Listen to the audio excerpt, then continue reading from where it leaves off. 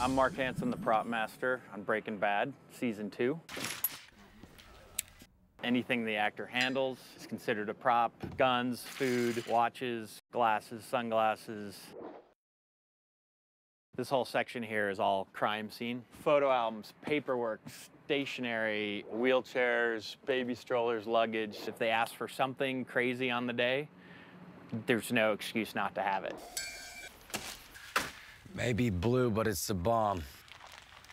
This is the blue meth. This is essentially edible rock candy. It's yummy. The blue meth is kind of the biggest storyline that goes along the whole season, as well as the pink teddy bear. That was something that I had custom built to Vince Gilligan's concept, and then I brought in a teddy bear maker. She was able to take a drawing and make the real teddy bear. This became our hero guy here. We start the season off and he's in a pool, he's burnt up, we don't know what's going on, and then by the end of the season, he's falling from the sky. With Vince, you just don't know what's gonna be next. So you can't assume like, oh, we'll just burn the teddy bear, because there might be a reason that it's burnt this way. He might have something planned on down the road 2 seasons from now.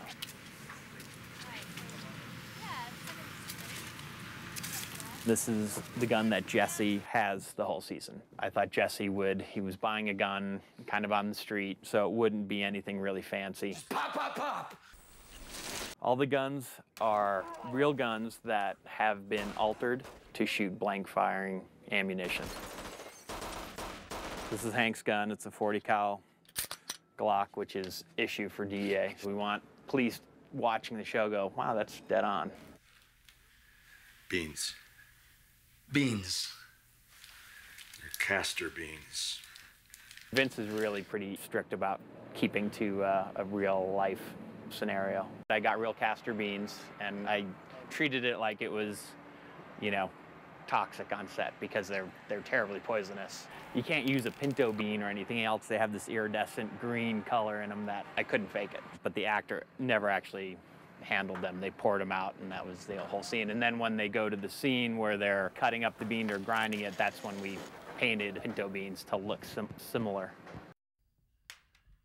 Whenever they're swinging something around, I just can't use a real bottle. You know, you have to have safety. So we'll make rubber versions of everything we do. There's a scene where they're beating on a ATM machine. They're beating on it with a sledgehammer. So if they used a real sledgehammer, it wouldn't last very long. So what I did is made rubber ones. These are just rubber sledgehammers that, you know, they could beat on whatever and it won't hurt them. Later on in the season, Jesse gets into heroin. So I basically had to figure out how to make this black tar heroin so that the actors could use it safely and have it be placed in a spoon with liquid and a little bit of blue meth, heated to where it then dissolves essentially clear, and then to be able drawn up into a needle. What we ended up doing is using gelatin mixed up with some black dye. If you don't heat up the gelatin, it stays kind of coarse, and that's really a more accurate look.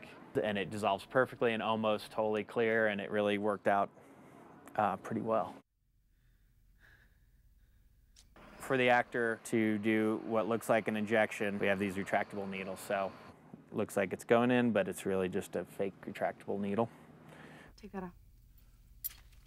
If the camera's doing a close-up shot where they want to see the heroin mix, they would never be able to see it on a normal-sized needle.